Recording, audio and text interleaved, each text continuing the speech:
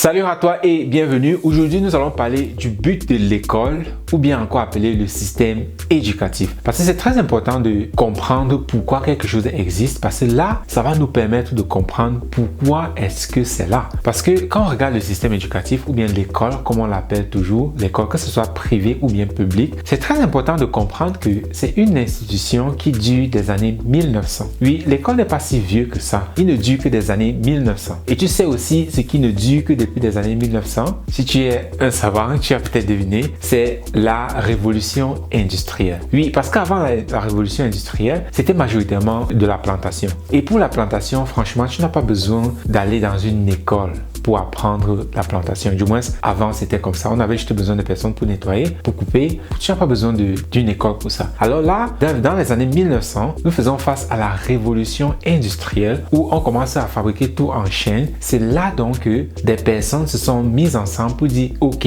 là, nous avons besoin de former des personnes qui vont travailler sur nos chaînes et dans nos entreprises. C'est donc là que le système éducatif, comme nous le connaissons aujourd'hui, a été créé. Donc, son but primaire, je le répète, le but primaire du système éducatif ou bien de l'école n'était pas pour éduquer la population. Son but primaire était et est jusqu'aujourd'hui à former des personnes qui vont travailler dans des entreprises. C'est ça le but du système éducatif et c'est ça le but de l'école. Donc, envoyer son enfant à l'école, ça ne garantit en aucun aspect l'éducation de l'enfant parce que là-bas, l'enfant n'est pas vraiment éduqué, il est plutôt scolarisé. Ou c'est très intéressant parce que quand on regarde même comment l'école est formée, il n'est pas différent d'un travail où l'enfant va à l'école, une fois qu'il est là-bas, il n'a pas le droit à la parole, il s'assoit, il fait ce qu'on lui demande. Pour manger, il a besoin de demander la permission. Pour aller aux toilettes, il a besoin de demander la permission. Pour parler, il a besoin de demander la permission. Donc, on s'en rend compte que déjà de là, on commence à cadrer le cerveau de l'enfant à penser et à se développer d'une certaine manière. Et entre parenthèses, la manière docile. Et cette manière-là, c'est une manière très efficace pour tuer, je dis bien pour tuer le potentiel de l'enfant.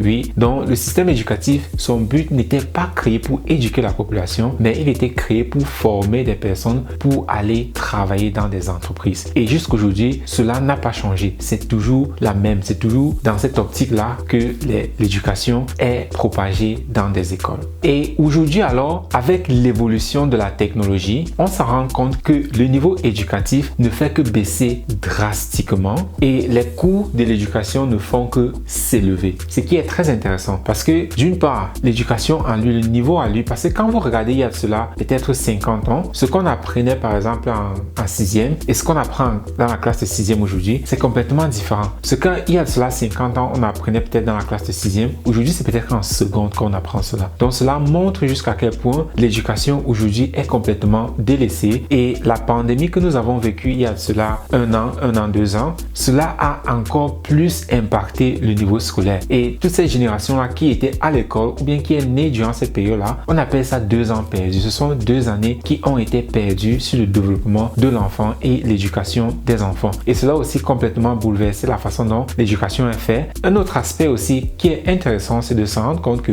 aujourd'hui, les enfants ne redoublent plus. Avant, dans mon époque, je ne sais pas quand est-ce que toi tu as étudié, mais quand toi tu étais à l'école, au moins quand même on reprenait des classes. Oui, on reprenait des classes. Quand tu n'avais pas une certaine moyenne, on te faisait reprendre la classe pour que tu puisses apprendre pour te remettre au moins au niveau de cette classe-là. Mais aujourd'hui, ce n'est plus le cas. Ce qui est extrêmement intéressant, aujourd'hui, quel qu'en soit le niveau de l'enfant, on le fait passer en classe supérieure. Oui, tu as bien compris. Quel qu'en soit le niveau de l'enfant, on le fait passer en classe supérieure. Qu'il réussisse ses matières ou pas, on le fait monter en classe supérieure. Ce qui fait que c'est extrêmement difficile, même pour le parent, d'essayer d'imaginer ou bien de deviner le niveau de l'enfant. Parce que comment est-ce que tu vas vraiment imaginer ou bien deviner le niveau de l'enfant? Parce que déjà de un, tu es occupé avec le travail, avec les travaux ménagers, ce qui fait que tu n'as plus beaucoup de temps à leur consacrer et en même temps, tu sais que ils vont à l'école et à l'école on fait le travail. Mais à l'école, on ne fait que leur faire avancer parce qu'on s'est dit quand ils rentrent à la maison, c'est là-bas qu'ils apprennent. Ce qui est vraiment intéressant parce qu'à l'école, on demande toujours à l'enfant mais pourquoi tu n'as pas appris tes leçons? Tu n'as pas fait ça à la maison? Pourquoi tu n'as pas fait ça? Le parent à la maison, il dit à l'enfant mais pourquoi est-ce que vous n'avez pas fait ça à l'école? Tu n'as pas appris ça à l'école? Donc ça veut dire le parent il attend que l'école fasse le travail, pendant qu'à l'école, on attend que le parent à la maison fait le travail. Mais comme moi je dis toujours, c'est le parent qui est la clé pour la réussite de l'enfant. C'est le parent qui est la clé pour l'éducation et le bien-être de l'enfant. Voilà pourquoi le parent doit mettre plus d'attention pour le développement et le bien-être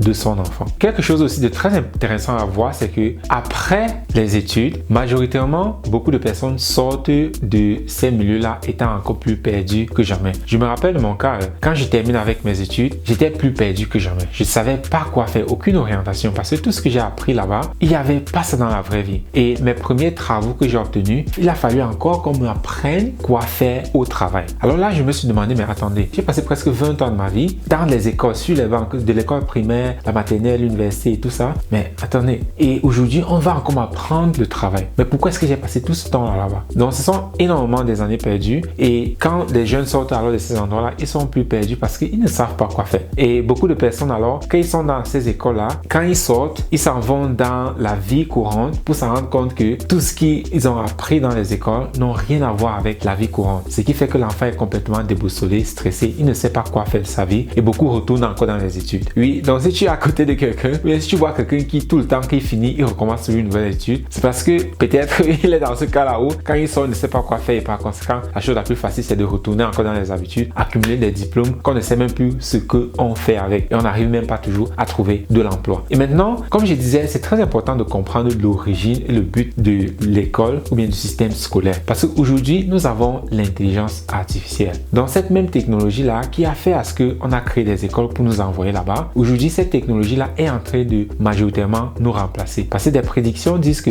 entre 40 à 85% des travaux comme nous les connaissons aujourd'hui seront automatisés, seront remplacés par l'intelligence artificielle. Alors, on va se dire oui, d'autres nouveaux emplois vont apparaître. Mais de toi à moi, à quoi est-ce qu'ils vont ressembler? Nous ne savons pas. Et la question maintenant, c'est comment est-ce que toi, le parent, tu es en train de préparer ton enfant avec cette technologie incertaine, avec ce futur incertain que nous ne savons même pas à quoi est-ce qu'il va ressembler. Et récemment, des compagnies comme Facebook, Google, Amazon, à eux seuls réunis, ils ont licencié plus de 100 000 employés et ils ont arrêté d'employer de nouvelles personnes. Oui, ces grandes compagnies-là ont arrêté d'employer de nouvelles personnes. C'est pareil aussi pour des petites compagnies qui ne font que licencier du personnel et ils n'emploient plus parce qu'ils utilisent de l'intelligence artificielle pour faire le travail qui doit être fait. La question maintenant pour toi, le parent, c'est comment est-ce que tu es en train de préparer ton enfant pour cet avenir incertain? Parce que si rien n'est fait, l'enfant va malheureusement énormément souffrir parce qu'il va faire une formation, il va faire des études pour s'en rendre compte à la fin de ses études que tout ce qu'il a passé sa vie à étudier, on n'en a plus besoin. Et je reconnais des cas comme ça, j'en connais des personnes qui ont fait des études, qui ont terminé les études pour s'en rendre compte que on n'a plus besoin de toi, on n'a plus besoin de ça, tout cela est fait par la machine. Et que ce soit dans le domaine de l'informatique, que ce soit dans le